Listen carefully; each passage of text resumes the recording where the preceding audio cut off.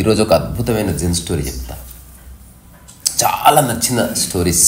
భవిష్యత్తులో బుక్ రాస్తే ఖచ్చితంగా 100 జోక్స్, ఆ 100లో జోక్స్, కథలు, స్టేట్మెంట్స్ అయితే ఉంటాయి నవీన్. నేను అవన్నీ రాసి పెట్టుకుంటున్నా. అవి నేను నా పరిభాషలో రాస్తా. అలాగని కాపీ కొట్టినట్టు కదా, అందులో పరమ సత్యం ఉంది. మనిషి గురించి, మనసు గురించి, ప్రవర్తన గురించి, జీవితానికి సంబంధించిన ఒక అల్టిమేట్ అండర్స్టాండింగ్ గురించి, వాట్ నాట్. ఈ మధ్య ఒక ఓల్డ్ కపుల్ వచ్చారు. ఇది ఒక 1 month క్రితం అట్లా జరిగిండొచ్చు. ఆ ఓల్డ్ కపుల్ తీసుకొచ్చింది వాళ్ళ అమ్మాయి. వాళ్ళ అమ్మాయి ఒక చిన్న గమ్మత్తిన తర్కం ఇచ్చింది. అసలు వీళ్ళు ఏమీ చేయడం లేదు, ఊరికే కూర్చుంటున్నారు, ఏ ఉపయోగం లేకుండా పోయింది అన్నది. ఏం చేయాలో అర్థం కావట్లేదు. నేను చెప్పాను, అసలు ఉపయోగం ఎందుకు ఉండాలి? You just can't live with them. ఉపయోగం ఎందుకు ఉండాలి? పోనీ సినిమాలు చూస్తున్నాం, నిజంగా ఏమైనా ఉపయోగం ఉందా? ఊరికి ఎంటర్టైన్ అవుతున్నాం అంతే. ఒక చిన్న కథ చెప్తాను, ఆ కథ చెప్పాను అప్పుడు. ఆ తర్వాత ఒక చిన్న రికన్సిలేషన్, తిరిగి జీవితాన్ని తిరిగి ఒకసారి డిస్కస్ చేసాం. అది అయిపోయింది. కానీ ఆ కథ చెప్దామని ఈరోజు నేను రికార్డ్ చేస్తున్నాను. అది హఠాత్తు గుర్తొచ్చింది నాకు. జెన్ కథలకు సంబంధించిన పుస్తకాలు కొన్ని ఉన్నాయి.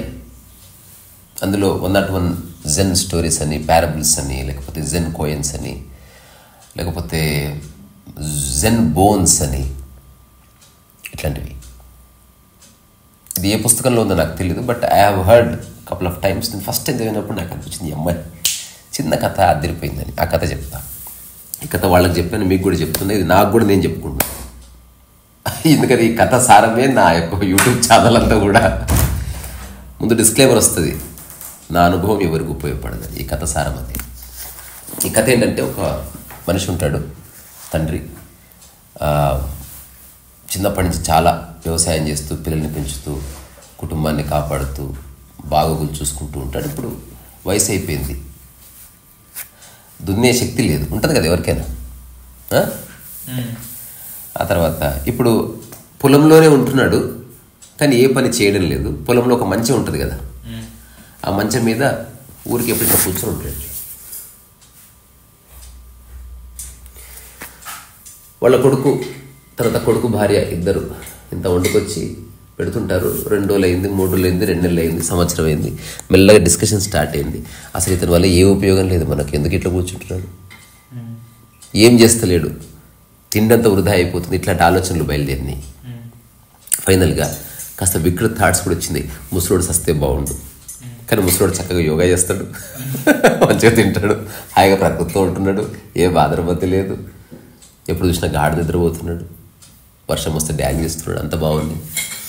కానీ ఇక్కడ సమస్య అంత ఏంది, వీళ్ళిద్దరికి ఉపయోగం లేదు ముసలోడి వల్ల అంతే. అందుకని కొడుకు నిర్ణయించుకున్నాడు ఇతన్ని చంపేద్దామని. అప్పుడు ఏం చేశాడు కొడుకు, ఒక కఫిన్ తయారు చేశాడు చెక్కతోటి. క్రిస్టియన్స్ ఉంటుంది కదా, కఫిన్ అంటారు కదా. తయారు చేసి వాళ్ళ ఫాదర్ని పిలుస్తాడు, ఒకసారి కిందకి వస్తావా? తప్పకుండా. వెరీ హంబుల్ అతను. వచ్చిన తర్వాత ఇందులో పడుకో అంటాడు. అలాగే అని పడుకొని ఇట్లా పెట్టుకుంటాడు అనమాట. పైనుంచి అతను 2 శీలలు కొట్టేసి లాక్కెళ్తుంటాడు. మామూలుగా అయితే ఈ భూమి మీద ఎవ్వడైనా సరే అరిచి కేకలేస్తాడు కదా, కానీ ఏ శబ్దం లేదు. కొండ అంచుకు తీసుకెళ్ళిన తర్వాత శ్వాస తీసుకొని ఒక్క తోపు తోద్దాం అనుకునే లోపు హఠాత్తుగా డౌట్ వస్తుంది, భయంతో ముందే పోయాడు వీడని. ఏ కదలిక లేదు కదా. ఎవడైనా అట్లీస్ట్ ఆపు, ఏమన్నా ఎందుకు చేస్తే ఏదైనా ఏదో ఒకటి అనాలి కదా, ఏదనలేదు అతను. డౌట్ వచ్చి పోయాడో ఉన్నాడో తెలుసుకుందామని దాని డోర్ ఓపెన్ చేస్తాడు. ఓపెన్ చేస్తే అప్పుడు అంటాడు, ఎలాగో నన్ను కొండ మించి తోసేయాలనుకుంటుందో నాకు తెలుసు, ఎందుకు నా చెక్క వృధా చేస్తావు, నీకు ఉపయోగపడుతుంది, నేను బయట కూర్చుంటే ఒక తోపు దోయి అంటాడు అనమాట. ఈ కథ ఇక్కడ ఎండ్ అయిపోతుంది. అంటే మరణించే ముందు కూడా తన కొడుక్కి ఏమైనా ఉపయోగపడుతుందేమో అని ఆలోచించే వాళ్ళు ఉన్నారు. సరే, అట్లా ఆలోచించని వాళ్ళు ఉన్నారు, ఫైన్. సో ఒక ఇంట్లో 4 కలిసి ఉంటున్నారంటే ఆ నలుగురు ఎవరి జీవితాన్ని వాళ్ళు నిర్మించుకోవడానికి కలిసి ఉంటున్నారు తప్ప ఒకరికొకరు ఉపయోగపడడానికి కాదు. మొత్తం వ్యాపారం అయిపోయింది లైఫ్ అంతా. నువ్వు ఎప్పుడైనా గమనించినవా అవి? ఇంట్లో ఎక్కువ సంపాదించే వాడికి ఎక్కువ రెస్పెక్ట్. మరి వీళ్ళ పూజలు ఏమిటో, వీళ్ళ వ్రతాలు ఏమిటో, వీళ్ళ ధ్యానాలు ఏమిటో నాకు అర్థం కాదు. ఎవరి స్థాయిలో వాడు ఉన్నాడు. ఇలాగున్నా ఎంత సంపాదించినా పర్వాలేదు, ఆనందంగా ఉన్నారా లేదా అనేది చూడాలంట. ఇంతే చేయవలసింది. సో ఆ తర్వాత నేను ఆ అమ్మాయితో అడిగాను. ఆవిడ పెద్ద ఆవిడకి పిల్లలు ఉన్నారు. వీళ్ళకి ఆల్మోస్ట్ 8 years ఉంది. పాపం బాడీలో శక్తి పోయింది. నేను అడిగి చిన్న ప్రశ్న, నేను సలహాలు ఇచ్చే ఉద్దేశంతో అడగడం లేదు, అసలు ఏం ఎక్స్పెక్ట్ చేస్తున్నావు ఇంకా పేరెంట్స్ నుంచి? అంటే ఇంకా ఏం చేయాలి? నీకు వంట చేసి పెట్టాలా, లేకపోతే ఇంకా డబ్బు సంపాదించాలా? వాళ్ళు ఏదో చేయడం వల్లనే నువ్వు ఈ మాత్రం ఇట్లా ఉన్నావు, అవునా కదా? ఒకప్పుడు నీకు శక్తి లేనప్పుడు వాళ్ళు ఎత్తుకొని పెంచిండొచ్చు, తిప్పిండొచ్చు, ఎన్నో మంచి మాటలు చెప్పిండొచ్చు, చాక్లెట్లు బిస్కెట్లు ఇప్పించిండొచ్చు, నీకు చదువు చెప్పించవచ్చు, అదంతా వాళ్ళే కదా చేసింది. కానీ ఈ థాట్ ఎట్లా వచ్చింది నీకు? అంటే వీళ్ళు ఏమి చేయకుండా ఊరికే కూర్చుంటున్నారు, ఏ ఉపయోగం లేదా అనే థాట్ ఎట్లా వస్తుంది? అంటే ఇట్లాంటి ఆలోచన ఎట్లా పుడతాయి అసలు? నాకు అర్థం కాని విషయం అది. వాళ్ళు ఏమైనా న్యూసెన్స్ చేస్తున్నారా? దెన్ ఎస్, అప్పుడు ఏదో తీసుకోవాలి యాక్షన్. అంటే వాళ్ళు ఊరికే ఉండకుండా పక్క వాళ్ళ విషయాల్లో తలదూర్చి సలహాలు ఇచ్చి అట్లేమీ లేదు కదా పాపం. వేరే పేరెంట్స్ అట్లా ఉన్నారేమో నాకు తెలియదు. మీ మధ్యన అయితే అటువంటిది కనబడ్డంలే. తర్వాత పెద్దవాళ్ళు కూడా చెప్పారు, వయసు అయిపోయింది నాయన, అనాథాశ్చర్యం చూసుకుందాం అనుకుంటున్నాం కానీ అని వాళ్ళు మాట్లాడుతున్నారు. నేను చెప్పాను, ఇది సలహా ఇచ్చే విషయం కాదు. ఇది మనిషి అయితే కొంత మానవత్వం ఉండాలి. ఒక మాట నేను అడుగుతాను, మీ ఇంట్లో కుక్క ఉందని అడిగాను. నా ఐ లవ్ డాగ్స్ అన్నది. దానివల్ల ఏం ఉపయోగం ఉందని పెంచుకుంటుందో చెప్పు. I just asking out of curiosity. ఏం ఉపయోగం ఉంటుంది కుక్క వల్ల? మనం పెంచుకునే బోడి పమ్మేరియన్ దొంగ వస్తే పట్టుకుంటుందా అసలు? అది తోక ఎక్కడనో మడుచుకొని పోయి మూలకు దాక్కుంటుంది. అది ఏం ఉపయోగం ఉంది? దానివల్ల నువ్వు ఎంటర్టైన్ అవుతున్నావు. నీ పిచ్చకుండా జోలంతా అది ఏంటది క్వశ్చన్ చేయకుండా. పేరెంట్స్ కాబట్టి మనం అట్లా చేస్తాం. సో నేను ఒక చిన్న విషయం చెప్పాలనుకుంటున్నాను. పేరెంట్స్ మంచి వాళ్లే ఉండాలని లేదు. పేరెంట్స్కి జీవితానుభవాలు ఉంటాయి, వాళ్ళు గొప్పగా ఉదాత్తంగా బిహేవ్ చేస్తారని లేదు. పేరెంట్స్కి చాదస్తం ఉండొచ్చు. పేరెంట్స్ ఎలా ఉన్నా, ఏ మానసిక స్థితిలో ఉన్నా, వాళ్ళు నీతో ఎట్లా ప్రవర్తించినా, ఒకవేళ సంతానం ఎవరైనా సరే పేరెంట్స్కి సంబంధించిన బాగోగులు ఖచ్చితంగా చూసుకోవాలి. ఇది నేను నా కనీస ధర్మం అంటాను నేను. సరే, ఇదేం సలహా కాదు, బికాజ్ ఇంతకుముందే షార్ట్ కూడా చేసినాం, అడగకుండా సలహా ఇవ్వద్దని. వాళ్ళు నేనంటే సలహా ఇస్తా, అలాంటి తప్పు చేయను. కానీ ఐ టుక్ దట్ డిసిషన్. నేను చూసుకునే బాగోగులు వాళ్ళ ప్రవర్తన మీద ఆధారపడి ఉండదు. ఈ సందేశాన్ని ఇవ్వండి, మీరు ఎలాగైనా ఉండండి, but basic needs should be fulfilled. ఏమంటారు నవి? ఇంకా ఒక చిన్న అద్భుతమైన వ్యాఖ్య అంటే నా హృదయాన్ని బాగా టచ్ చేసింది. ఒక తల్లి ఒక పిల్లవాడిని చిన్న ఉన్నప్పుడు ఎట్లాగైతే పెంచిందో, ఎగ్జాక్ట్లీ ఒక పిల్లవాడు ఒకవేళ తల్లి నిజంగా వృద్ధాప్యంలోకి వచ్చినప్పుడు అట్లా పెంచాలన్నమాట. ఎట్లయితే ఆ చిన్న పిల్లవాడిని తల్లి ఎత్తుకొని అటు ఇటు తిప్పిందో, ఈ తల్లిని కూడా అతను తీసుకొని తిప్పాలి. సర్కిల్ పూర్తయింది. మనిషి జన్మ తీసుకున్నందుకు ఒకవేళ చేయవలసిన పని ఏదైనా ఉంటే ఇదే. నువ్వు సంస్థ పెడతావా, 1000 మందికి ఎంప్లాయ్మెంట్ ఇస్తావు, బాత్కి బాత్. ఎక్కడి నుంచి నువ్వు వచ్చినావో ఆ సోర్స్కి నువ్వు రెస్పెక్ట్ అయినప్పుడు అసలు నువ్వు మనిషివే కాదంట. నేను మళ్ళీ చెప్తున్నా, వాళ్ళ ప్రవర్తన బాగుండకపోవచ్చు, వాళ్ళకి ఎలా బిహేవ్ చేయాలో తెలియకపోవచ్చు, వాళ్ళు చాడీలు చెప్పొచ్చు, వాళ్ళు నీ బాగే కోరుకోకుండా అవ్వచ్చు. అయినప్పటికీ యూ షుడ్ రెస్పెక్ట్ దేర్ ఏమంటారు వాళ్ళు, నీ సోర్స్ని నువ్వు గౌరవించాలి. సో ఇప్పుడు అంతరార్థం ఒకటి నవీన్, వాళ్ళ మనసును నువ్వు పట్టించుకోకు. ఎందుకంటే ఇదంతా చాదస్తమన్నా మనసుకు సంబంధించింది, చాడీలన్నా మనసుకు సంబంధించింది, అవాకులు చివాకులు పెట్టిన ఆర్గ్యుమెంట్ ఇదంతా మనసుకు సంబంధించిన వ్యవహారం. Take care of their bodies. ఆ మనసుల్ని వాళ్ళకే వదిలే. అది తీసుకోకు, వాళ్ళ సలహా తీసుకోకు, వాళ్ళ అనుభవాలు తీసుకోకు, ఏం తీసుకోకు. ఒక్కటే సందేశాన్ని ఇవ్వండి, నేను కూడా ఇస్తున్నాను. ఏదైనా ఉండని మమ్మీ డాడీ, మీకు కావలసిన ఫుడ్, మీకు కావలసిన అకామిడేషన్, అందులో ఇంత కూడా మార్పు రాదు. మీరు నా పట్ల ఎట్లా ప్రవర్తించినా వాటికి నేను అడ్డుకట్ట వేయను. ఎందుకంటే అది మనసుకు సంబంధించి, శరీరం మనసుకు సంబంధించిన విషయం కాదు. ఆకలి ఉంది, దీనికి ఒక షెల్టర్ అవసరం. ఎవడో పిచ్చి పని చేస్తాడు, వాడు ఇంటికి గెంటేస్తాం. షెల్టర్ ఇవ్వాలి కదా.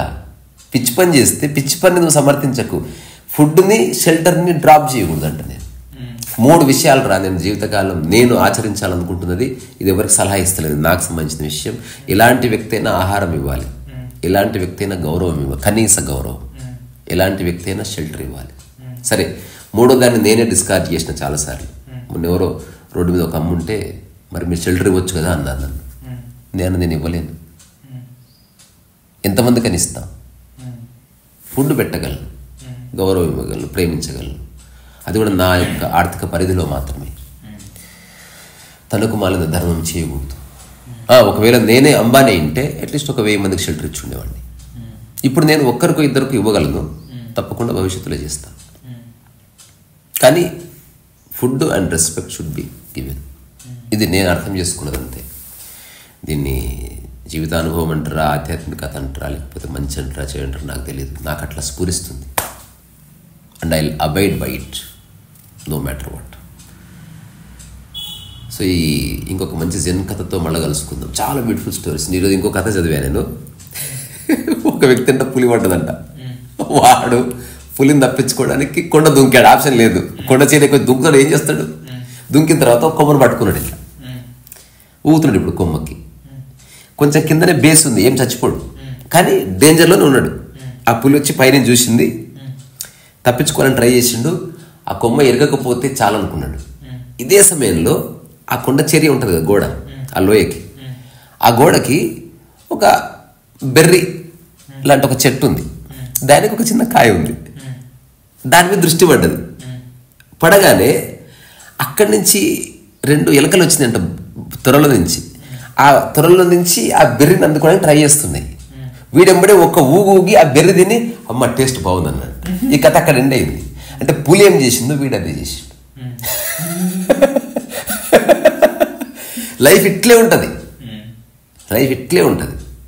నేనేం చెప్పాను అనుకున్నా, నువ్వు నెక్స్ట్ గంట తర్వాత మరణిస్తావు, కానీ ఇప్పుడు ఆకలి అవుతుంది, దాన్ని అడ్రస్ చెయ్యి. సో నీ యొక్క మానసిక స్థితులకి నీ ఆకలిని, నీ ఆనందాన్ని, నీ ప్రశాంతతని, నీ నిద్రని తాకట్టు పెట్టకూడదు. ఇదే నేను తెలుసుకున్న ఆధ్యాత్మిక సారం. ఇది ఎవరిష్టం వాళ్ళకి. నేను మళ్ళీ చెప్తున్నా, జీవితకాలం ఏ ఇప్పుడు నేను సలహా ఇవ్వాలనుకుంటే ఇప్పటికి దుకాణం పెడుతుంటే,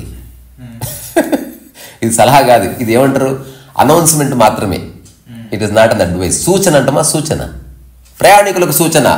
3వ నెంబర్ ప్లాట్ఫామ్ మీదకి అమరావతి ఎక్స్ప్రెస్ వచ్చి ఉన్నది. సూచన మాత్రమే ఇది. చాలా మందికి సూచనకి సలహాకి తేడా తెలుస్తావు విధవలకి. సూచన అంటే తెలుసు కదా, ఇది సూచన.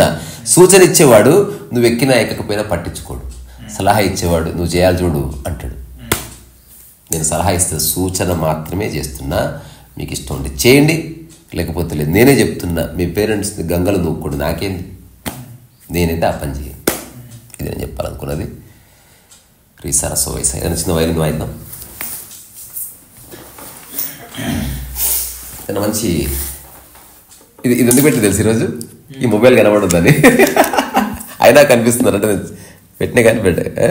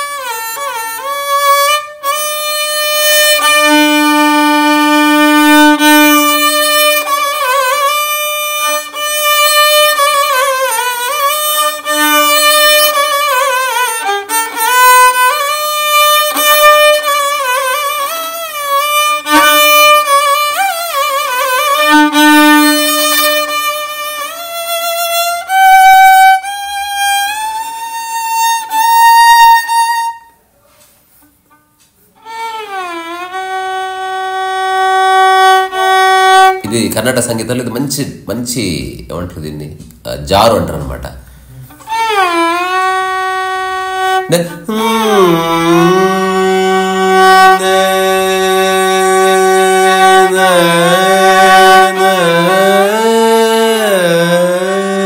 ఈ జాలు రకరకాల రాగాలు ఉన్నాయి.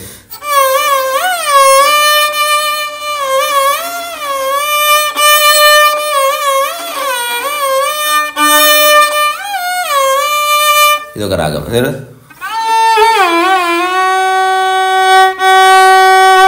ఇది ఒక రాగం.